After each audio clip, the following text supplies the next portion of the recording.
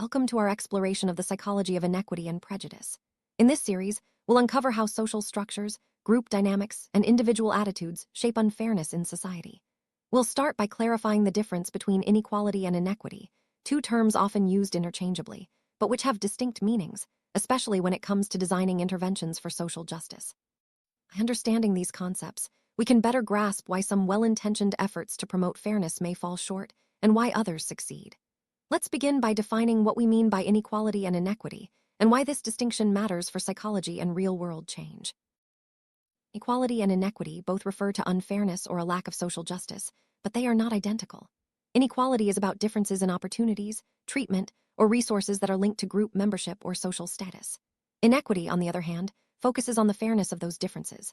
While inequality can be measured by outcomes, inequity asks whether those outcomes are just, considering the starting points and needs of different groups. This distinction becomes crucial when we design interventions. Should we treat everyone the same, or should we tailor support to address deeper disadvantages? Equality means providing everyone with the same resources and opportunities, regardless of their background or circumstances. On the surface, this seems fair. Everyone gets an identical chance. However, if people start from unequal positions, simply giving everyone the same thing can actually reinforce existing disadvantages. For example, if all students receive the same exam preparation materials, those with stable housing and private study spaces will benefit more than those facing financial hardship or crowded living conditions. Equal resources do not always translate into equal opportunities. When everyone receives the same support, those who are already disadvantaged may not be able to benefit equally. Imagine two students, one with financial security and a quiet place to study, and another juggling work, carrying responsibilities, and unstable housing. Giving both the same study guide does not level the playing field. The baseline disadvantages remain untouched, and the gap in outcomes can persist or even widen. This is why equality, while well-intentioned, can sometimes fail to address the root causes of social injustice. Equity takes a different approach. Instead of giving everyone the same resources, equity means providing support tailored to individual needs. The goal is to ensure fair outcomes, not just equal inputs. For example, equity might involve offering assistive technology and extra time for disabled students, bursaries for those facing financial hardship, or mentoring for first-generation students. By recognizing that people start from different places, equity interventions aim to bridge existing gaps and create real opportunities for all. Let's look at how equity works in practice. Suppose two students need to reach the same learning goals. Equity support could include extra time for disabled students, financial aid for those in need, and inclusive teaching methods that reduce barriers for everyone. The idea is to adjust the inputs so that, despite different starting points, all students have a fair chance to succeed. Equity is about removing obstacles and providing the right kind of help to those who need it most. Key takeaway is that equity interventions are designed to bridge existing gaps, while equality interventions can unintentionally reinforce them. By treating everyone the same, we may overlook the unique challenges faced by disadvantaged groups. Equity recognizes these differences and seeks to address them directly, creating a more just and inclusive society. This distinction is central to modern psychology and social policy. Much of the existing research in psychology has focused on inequality, but the concept of inequity is gaining attention as a more explicit and nuanced way to understand social justice.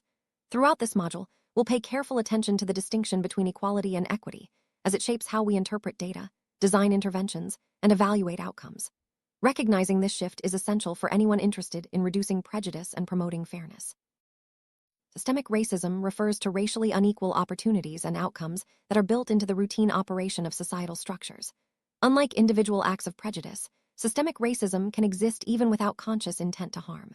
It permeates institutional policies, social norms, and everyday interactions, shaping the experiences and opportunities of different groups. Understanding systemic racism is crucial for psychologists, as it highlights the broader context in which individual attitudes and behaviors develop. Systemic racism operates at multiple levels. Institutional racism is embedded within organizations like schools, workplaces, and healthcare systems through their policies and practices. Structural racism refers to society-wide patterns across institutions that produce racial disparities in areas such as housing, education, employment, and justice. These forms of racism are reinforced by social norms, laws, and even individual beliefs and habits, making them deeply entrenched and difficult to change. Focusing only on individual prejudice risks missing the bigger picture. Systemic racism is maintained by historical processes, institutional rules, and social contexts that shape what people learn and believe. Without this context, psychology might wrongly attribute unequal outcomes to cultural differences or supposed biological inferiority, rather than to structural advantages and disadvantages. Recognizing systemic racism helps us understand why some groups consistently face barriers, regardless of individual intentions. Consider educational attainment. If a group has lower average outcomes, an ahistorical approach might claim the group values education less. But a deeper look reveals factors like unequal school funding, teacher expectations, discriminatory discipline, neighborhood segregation, and barriers to higher education. These systemic issues, not cultural values, often explain persistent gaps. Psychology must account for these broader forces to avoid misattributing the causes of inequality. Link between systemic structures and individual prejudice is powerful. Systems shape lived experiences, which in turn shape cognition. Repeated exposure to stereotypes, unequal treatment, and underrepresentation influences what people learn about groups, which associations become automatic, and what feels normal or deserved. This process helps explain how prejudice can persist even when explicit attitudes change. Prejudice is the holding of derogatory attitudes, beliefs, or feelings, or the expression of hostile or discriminatory behavior toward members of a group simply because they belong to that group. Prejudice has three key components: cognitive beliefs and stereotypes, affective feelings like dislike or fear, and behavioral actions such as avoidance or discrimination. Understanding these components helps us identify and address prejudice in its various forms. Let's clarify some key terms. A stereotype is a generalized belief about a group, such as thinking a certain group is aggressive. An attitude is an evaluative orientation toward a group, which can be positive or negative. Discrimination refers to behaviors that disadvantage a group, like hearing bias or exclusion. These concepts are interconnected and form the foundation for understanding how prejudice operates in society. Intergroup bias is often used as a proxy for prejudice in research, but they are not the same. Intergroup bias refers to favoring the in-group over the outgroup, often as in-group positivity without explicit negativity toward others. Prejudice, however, involves negative attitudes or behaviors directed at the outgroup and is more directly linked to harm. For example, supporting charities that help your own community is in-group favoritism, but not necessarily prejudice unless it involves derogatory beliefs or hostility toward others. Prejudice has serious consequences for its targets. It can lead to mental health issues such as stress, anxiety, and depression, as well as physical health impacts through chronic stress pathways. Prejudice also reduces access to opportunities in education, employment, and healthcare. These effects highlight why understanding and addressing prejudice is so important for building healthier, more equitable societies. Additional prejudice refers to overt, explicit expressions of negative attitudes or behaviors that are openly endorsed. This includes explicit claims of group superiority or inferiority, and direct exclusion or avoidance based on group membership. Over time, explicit expressions of prejudice have declined in many societies, thanks to changing social norms and legal protections. However, this does not mean prejudice has disappeared. It has often become more subtle. Modern or symbolic, prejudice describes a gap between private negative feelings toward outgroups and public endorsement of egalitarian values. People may avoid outgroups, deny prejudice, or oppose policies meant to reduce disadvantage, all while claiming to support equality. For example, someone might oppose scholarships for underrepresented groups, arguing that such policies are unfair, while ignoring unequal starting points. Modern prejudice is often harder to detect, but can be just as damaging. Egalitarian values are norms and beliefs that endorse fairness, equal rights, and non-discrimination. In many societies, these values are publicly celebrated, leading people to hide or deny their prejudices. However, the persistence of modern prejudice shows that public endorsement of equality does not always translate into private attitudes or behaviors. Understanding this gap is key to designing effective interventions. Bias can be explicit or implicit. Explicit bias involves conscious, self-reported attitudes that people can describe in questionnaires. Implicit bias, on the other hand, consists of automatic, often unconscious associations between social categories and evaluations or traits. People may not be aware of their implicit biases, but these can still influence behavior, especially in situations requiring quick decisions. The Implicit Association Test, or IAT, is a tool used to measure implicit bias. It assesses the strength of automatic associations between categories, like Muslim, non-Muslim, and attributes, such as good-bad, by tracking reaction times. Faster responses when pairings match automatic associations indicate stronger implicit bias. Large-scale studies show that explicit bias tends to decline faster than implicit bias, suggesting that social norms change more quickly than automatic associations. Imagine someone who explicitly endorses anti-racist beliefs, but, when tested, shows quicker associations between certain ethnic groups and threat-related words on the IAT. This reflects internalized cultural learning, not necessarily intentional prejudice. Implicit measures capture associations that may not be consciously endorsed, but they still shape behavior and perceptions in subtle ways. It's important to interpret implicit measures with caution. They capture automatic associations, not deliberate endorsement or intent. While useful for understanding how culture and experience shape cognition, implicit measures do not directly equate to conscious prejudice. They are one piece of the puzzle in understanding how bias operates at both individual and societal levels. Understanding the mechanisms behind prejudice is essential for developing effective strategies to reduce it. By identifying the psychological processes that drive bias, we can design interventions that address the root causes rather than just the symptoms.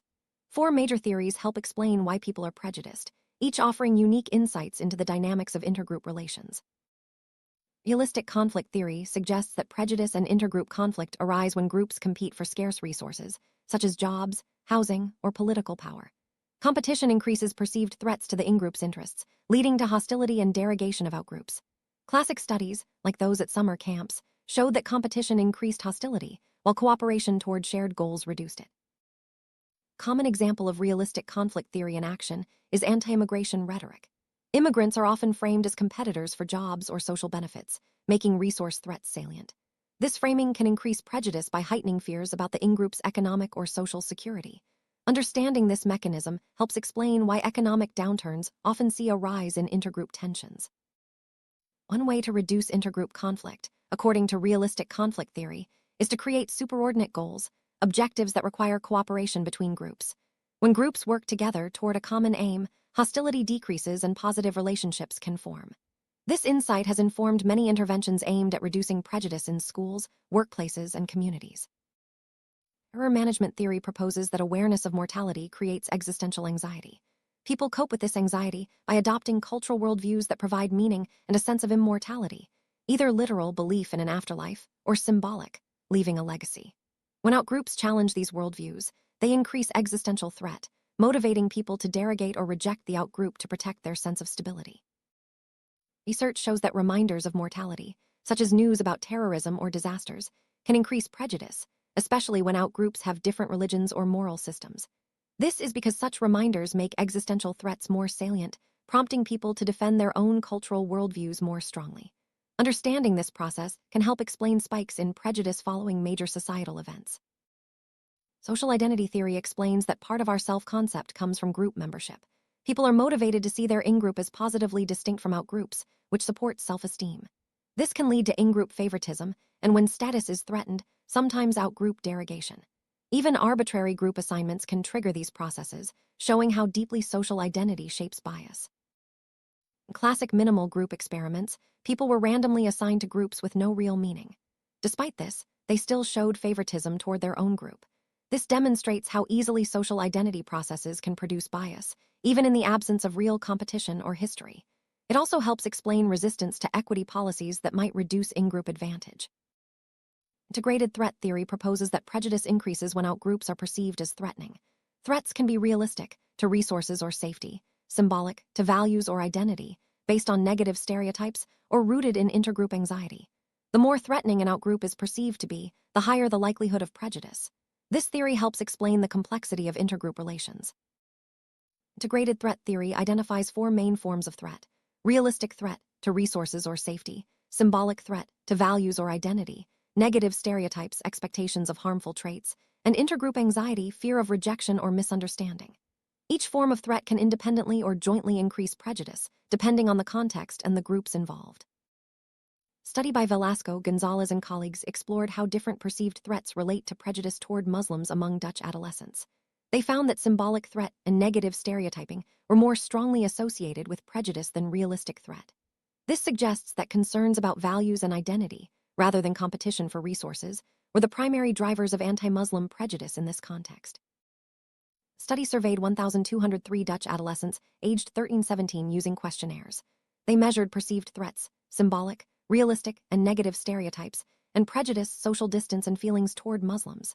They also looked at predictors like in-group identification, intergroup contact, and endorsement of multiculturalism. This design allowed researchers to examine how different factors interact to shape prejudice. Multiculturalism refers to the endorsement of cultural diversity and support for different groups maintaining distinct identities within a shared society. Mediation is a statistical pattern where the effect of one variable on another operates through an intervening variable. In this study, the researchers examined whether contact or multiculturalism reduced threat, which in turn reduced prejudice. Study found that more intergroup contact and greater endorsement of multiculturalism were both associated with lower prejudice. Symbolic threat and negative stereotyping were positively associated with prejudice, while realistic threat was not a significant predictor in this sample. These findings highlight the importance of meaningful contact and multicultural norms in reducing prejudice. Researchers identified several mediation patterns. More intergroup contact predicted lower prejudice partly by reducing negative stereotyping. Stronger in-group identification predicted higher prejudice via increased symbolic threat.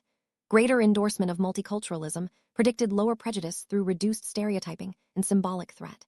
These patterns suggest that interventions should focus on reducing threat perceptions to effectively lower prejudice. In this context, anti-Muslim prejudice was driven more by symbolic threat and negative stereotyping than by realistic economic competition. This means that concerns about cultural values and identity were more important than fears about jobs or resources. Interventions that increase meaningful contact and support multicultural norms can reduce these threat appraisals and, in turn, reduce prejudice. Every study has limitations. In this case, the findings are context-dependent. The public discourse in the Netherlands may make symbolic threat especially salient, while in other countries, realistic threats like jobs or benefits might be more important. Age is also a factor. Adolescents may be less focused on economic competition than adults, which could explain the weaker effect of realistic threat. Study relied on self-report measures, which can be influenced by social desirability and limited insight into implicit attitudes. Prejudice was measured mainly as feelings and social distance, but it also includes attitudes, behavioral intentions, and actual discriminatory behaviors. These limitations remind us to interpret findings with care and to use multiple methods when studying prejudice. Study used a cross-sectional correlational design, meaning data were collected at one point in time. This limits our ability to draw causal conclusions. It's possible that perceived threat increases prejudice, but it's also possible that prejudiced individuals interpret the world as more threatening. Longitudinal or experimental designs are needed to clarify these relationships. Cross-sectional design involves collecting data at a single point in time. While useful for identifying associations, it cannot establish causality. This is an important consideration when interpreting research on prejudice and interventions. Understanding the strengths and limitations of different research designs helps us evaluate evidence more critically. Sum up, both inequality and inequity refer to unfair differences tied to group membership and status, but equity is essential for designing interventions that produce fair outcomes. Systemic racism is embedded in institutions and culture, shaping individual cognition and prejudice through lived experience. Prejudice involves negative attitudes, beliefs, or behaviors toward outgroups, while intergroup bias can exist without hostility. Traditional prejudice has declined, but modern prejudice persists in subtle forms. Four major theories, realistic conflict theory, terror management theory, social identity theory, and integrated threat theory, explain the mechanisms of prejudice. Applying these theories helps us design better interventions and move toward a more just society.